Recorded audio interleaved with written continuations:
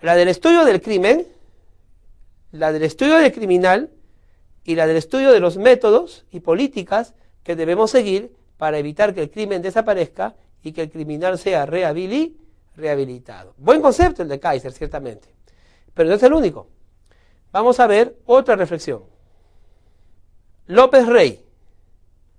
La criminología, dice él, ha de entenderse como la disciplina sociopolítica cuya finalidad esencial es la formulación de una política criminal que permita lo más efectivamente posible la prevención y el control de la criminalidad, conforme a las exigencias de libertad, dignidad, igualdad, seguridad individual y colectiva, entendida como esenciales del desarrollo nacional e internacional.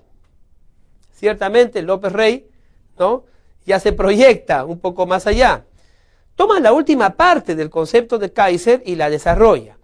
Para López Rey, la criminología en realidad no tiene razón de ser, o en todo caso su máxima importancia no se encuentra en hablar del crimen y del criminal, sino que su importancia, su relevancia, la necesidad de la existencia de la criminología radica en el hecho de que mediante el estudio del crimen y mediante el estudio de la criminalidad nosotros podremos, a través de la criminología, crear políticas para poder tratar este tema que está presente en todo el mundo. Entiéndase, en toda sociedad del mundo hay criminalidad. En toda sociedad del mundo hay ladrones, hay asesinos, hay estafadores.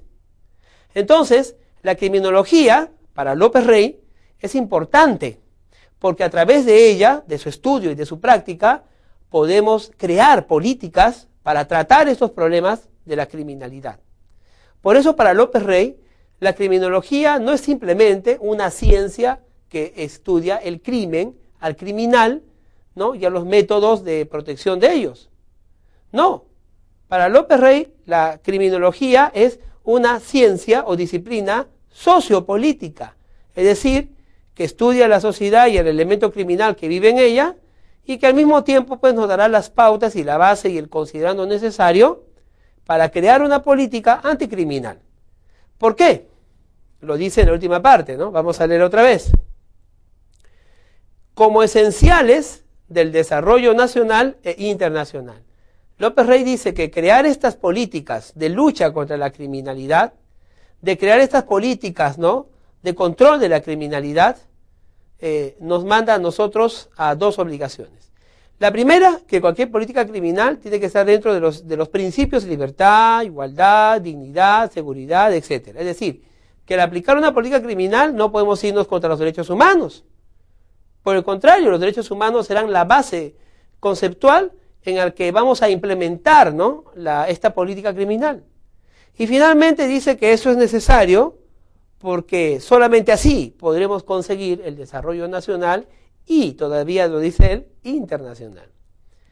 Para López Rey, entonces, la criminología no es una ciencia de segundo orden, más bien es una ciencia activa, una ciencia primaria, una ciencia de primer orden, porque va a ayudarnos a crear políticas de tratamiento, ¿no?, del fenómeno criminal, y va también al mismo tiempo hacer que como nación nosotros nos desarrollemos. Y el mundo, ¿no?, por eso él menciona internacionalmente, se desarrolle también. Qué interesante concepto de López Rey.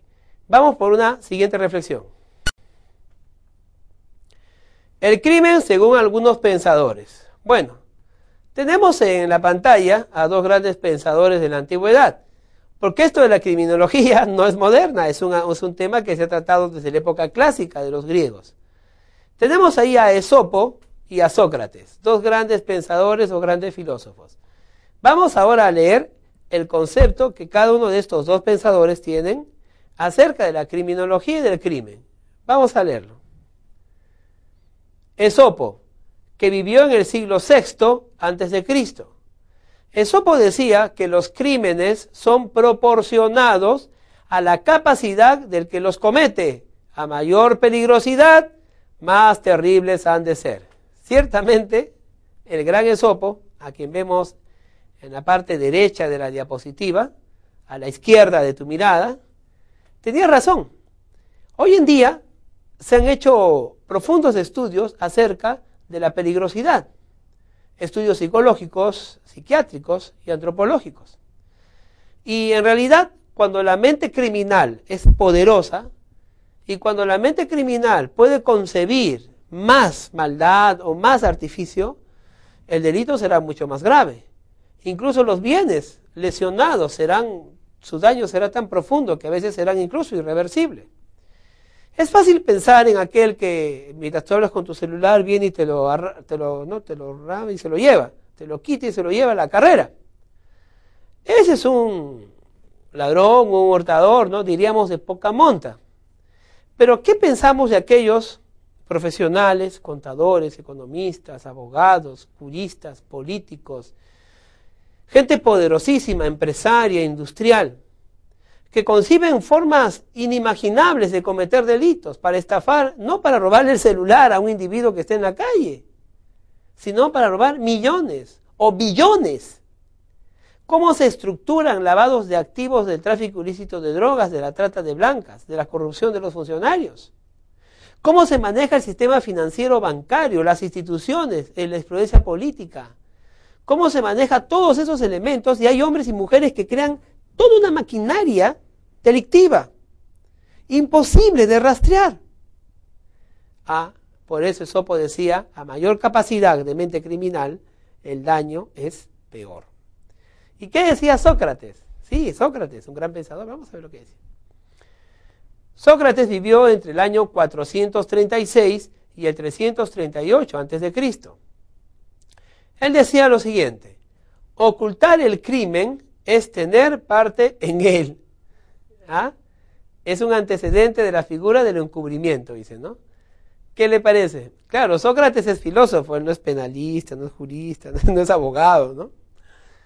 Pero él decía, pues, que ocultar el crimen es formar parte de él. Y eso, pues, puede tener mil interpretaciones, ¿no? Las más clásicas son aquellas que dicen, pues, que en realidad Sócrates está hablando del encubrimiento. Si nosotros conocemos de un delito y no lo confesamos o lo denunciamos, lo estamos encubriendo.